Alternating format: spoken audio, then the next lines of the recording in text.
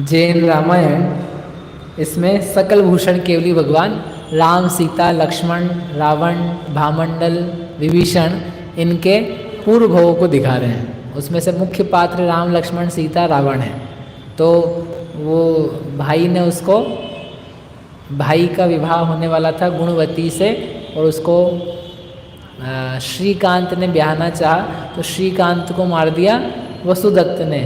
दोनों मर करके मृग बन गए। उधर गुणवती भी मर करके मृगी बन गई।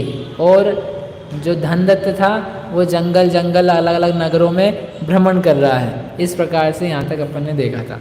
अब वो जो मृगी हुई थी जहाँ वन में, वो भी कहाँ हुई? विंध्याचल में। पूरब कर्म तणो अनुभाय, दो मृग हिरणी ढिंग आय, ताके हेतल रे जीबार, माहो माहि मुए तत्कार।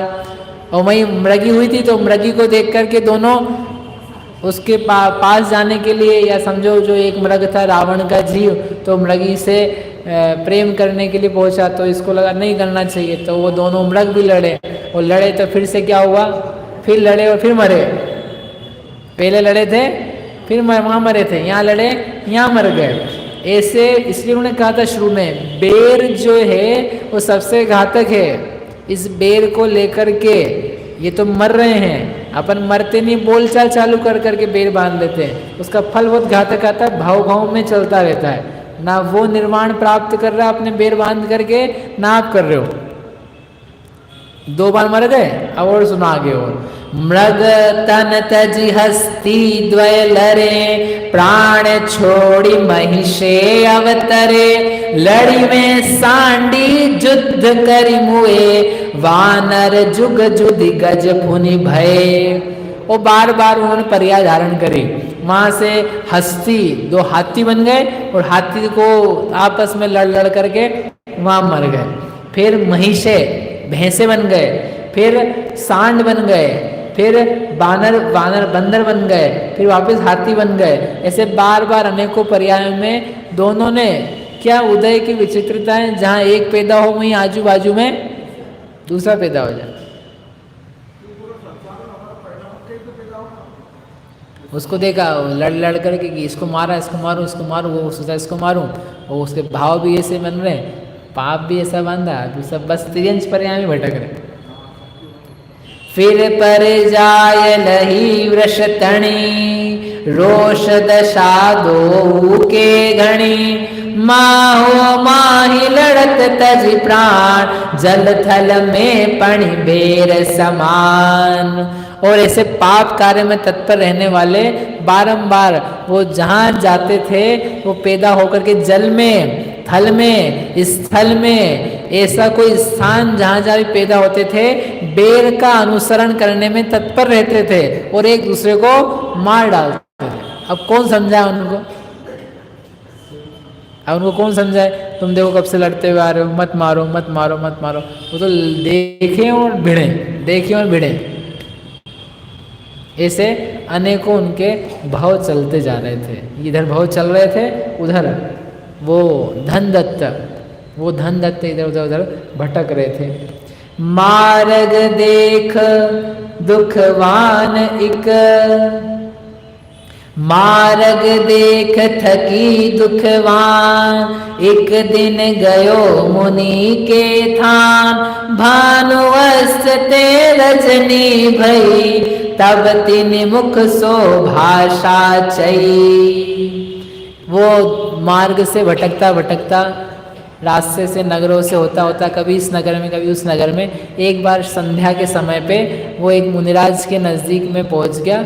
और मुनिराज को देख करके उसको थोड़ा ठीक लगा, वो वहाँ बैठा और बैठ करके उसने बोला, हे स्वामी, हे महाराज, मुझे प्यास लगी है, आप थोड़ा सा जल दे दो।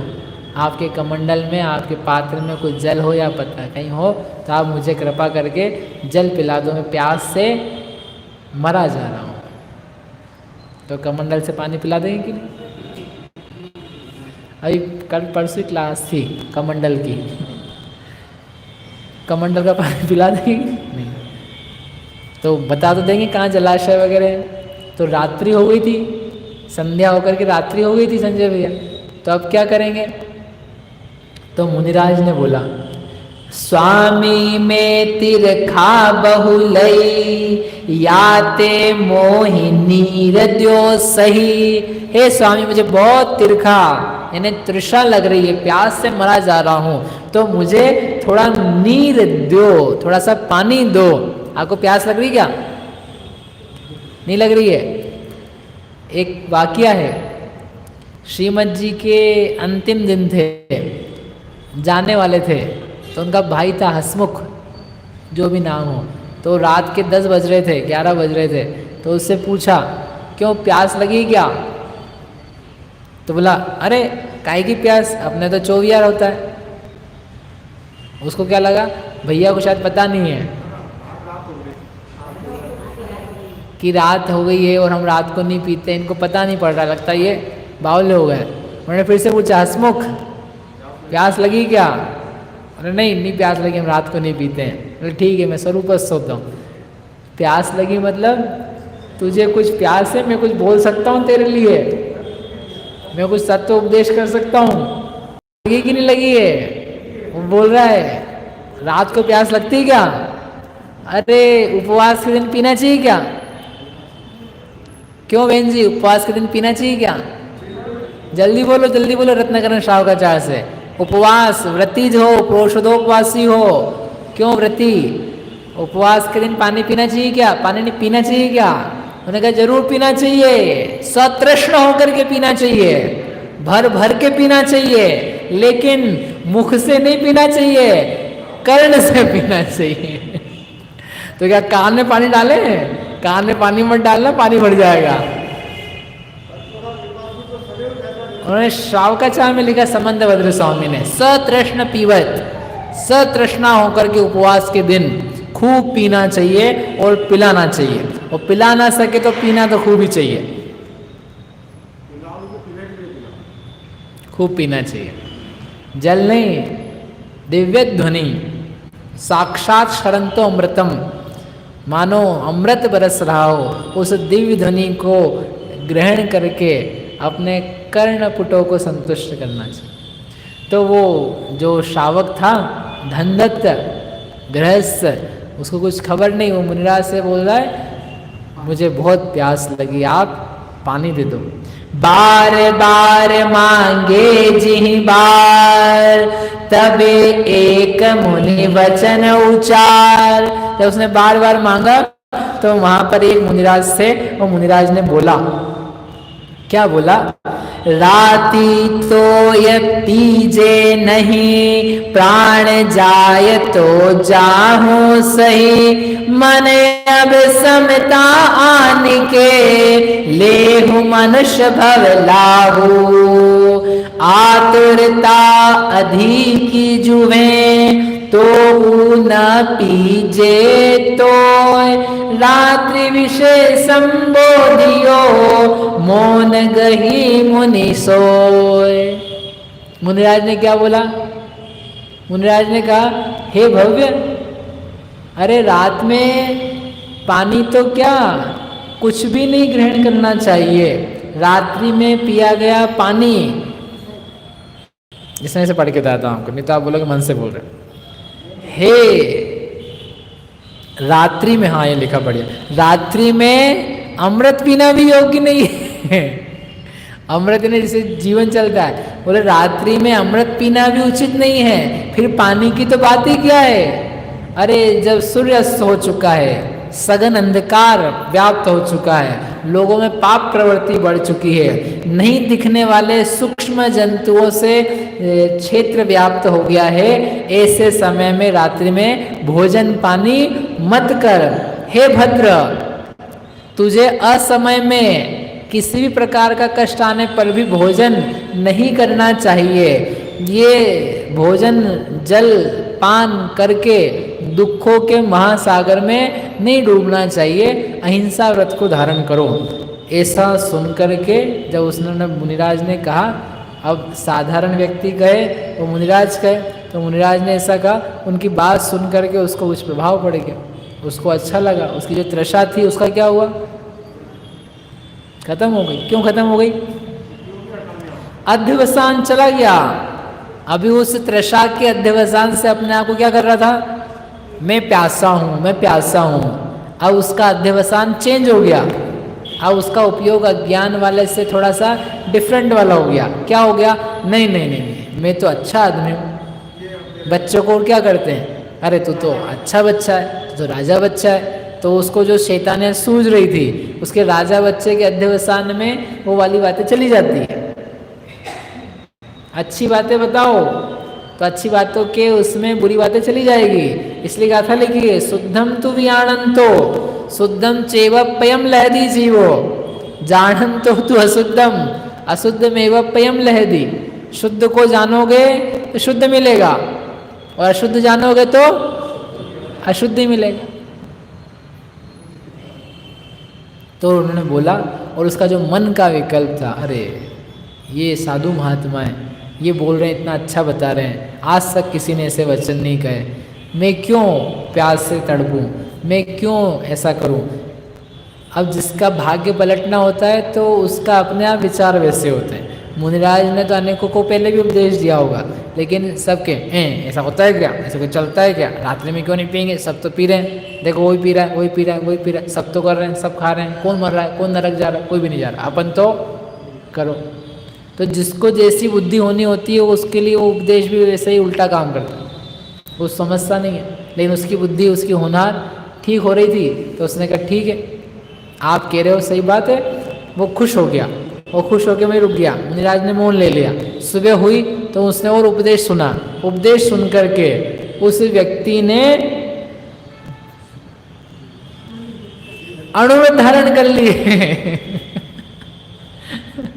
अणुव्रत लिए, चूंकि वह निर्बल था। निर्बल यानी उसके परिणाम इतने उज्जवल प्रशस्त नहीं हुए कि वह मुनिव्रतों को धारण कर ले, तो उसने अपनी शक्ति के अनुसार अणुव्रतों को धारण कर लिया, अणुव्रतों का पालन किया, दया से युक्त हो गया। और ऐसा होता हुआ तब धन दत्त तोष उपजाय जल निशि त्यागी सुसम्यतालाय प्राण छोड़ी सो धर्म सुथान पायो सुरोत्तम उपजो आय। और वो मुनिराज का एक उपदेश उसके लिए अणुव्रतों के रूप में परिणत हो गया, उसका उसने अच्छे से पालन किया और आयु के अंत में मरण करके कहाँ पहुंचा, स्वधर्म स्वर्ग में पहुंच गया। एक रात्रि भोजन का त्याग कर देने से कहाँ पहुंच जाते हैं, स्वधर्म स्वर्ग में। और ये जैनी लोग जो रात्रि भोजन के त्याग, पता नहीं क्यों स्वर्ग में स्वर्ग में स्वर्ग में सोच सोच करके वहीं की कल्पना करते रहते। तुम तो फ्री में चले जाओगे, क्यों चिंता कर रहे हो। जितने जैनी है, हम तो इतनी बार कह चुके, जितने जैनी है सबको फ्री में जाना है, मरना तो ही देखो वैसे भी। लेकिन तुम हाँ कुछ तो भी उटपटांग काम में लग जाओगे तो फिर तुम्हारे लिए शंकास्पद बात है। बाकी जैनों का तो साधारण जीवन इतना पवित्र है, सबको मर कर के स्वर्ग ही जाना है। बहुत लोग हैं वहाँ पर, सब लोग वहाँ बैठे हैं आपको लेने के लिए, बिल्कुल। इसलिए मरने की चिंता नहीं क्या करो, इसलिए मंदिर तो खूब भरपूर आना चाहिए, हमारी बातें ले दे कि वहीं पहुँच जाती है। मरने के बाद में भी जीवन चलता है, और जैसा अभी चल रहा है वैसे चलता है, क्योंकि आप मनुष्य हो कि जीव हो, देव हो कि जीव हो। क्यों बहन जी, देव बनोगे कि जीव बनोगे, क्या बनना है आपको, बड़े हो कि क्या बनना है आपको, क्या बनना है बड़े हो के आपको, जीव बने रहना है। तो क्या गजब है कि वो इतना सा उसने व्रत पालन किया और इतने से में क्या बन गया, वो स्वधर्म स्वर्ग में एक देव बन गया। उत्तम मुकुट कुंडल बाजूबंद हार आदि को लेकर के उसका जीवन वहाँ चलने लगा। उसने देखा मैं कैसे आया, वो एक धर्म के प्रभाव से आया, तो उस धर्म के प्रति उसकी श्रद्धा और बढ़ गई, और उसके दिन वहाँ पर वह भोग के साथ में यथायोग्य धर्म ध्यान के साथ बिताने लगा, और वहाँ पर उसका समय बीत गया। नाना शर्म भोगी फुनिचयो, नगर महापुर में उपजयो। सेठ मेरु नामा गुणवंत, नारी धारिणी को वर कंत। और फिर वहां से बचे हुए पुण्य के प्रभाव से वह एक सेठ का पुत्र हुआ, और उस सेठ के पुत्र का नाम था पद्मरुचि। इसके इसमें एक भाव कम है, वो मनुष्य बना। मनुष्य बन करके वह मेरु नाम का सोधर्म च्युत हुआ, नहीं ठीक है, पद्मरुचि नामक पुत्र हुआ। वहाँ से च्युत होकर के महापुर नामक श्रेष्ठ नगर में जैन धर्म का श्रद्धालु एक सेठ था। उस सेठ की धारिणी नामक स्त्री से पद्मरुचि नामक पुत्र हुआ। वह उस नगर का राजा कोई दूसरा था, छत्रछाय नाम का, और उसकी श्रीदत्ता नाम की स्त्री थी, जो कि बहुत ही गुणों से युक्त थी। एक बार क्या हो रहा था कि वो पद्मरुचि, जो राम का जीव है, जो सोधर्म स्वर्ग से च्युत होकर के आया था, वो बड़ा हो गया था यहाँ पर। वो पद्मरुचि घोड़े पे सवार होकर कहीं जा रहा था यात्रा के लिए। तब क्या हुआ, एक दिन पद्मरुचि गोकुल लखने गयो। तहाँ वृषभ एक वृद्ध दुखी अति देखियो। ताके कर्णम जारि दयो नवकार जू। काल द्रव्य को पाय सर दियो सार जू। जब वह जा रहा था अपने घर की तरफ रास्ते में, तो उसने क्या देखा, रास्ते में कुछ होने वाला है। आज होगा कि कल होएगा, कल ही करेंगे, है ना। रास्ते में कुछ दिख रहा है उसको, रास्ते में कुछ रखा हुआ है। क्या रखा हुआ है, एक बेल है। वो बेल मर रहा है, मरना सन्न सा मालूम पड़ रहा है, बूढ़ा भी है।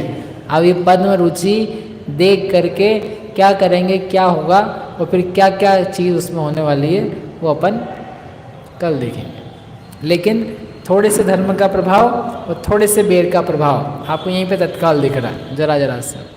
ऐसा जान करके धर्म को हम सभी धारण करें, ऐसी मंगल भावना से।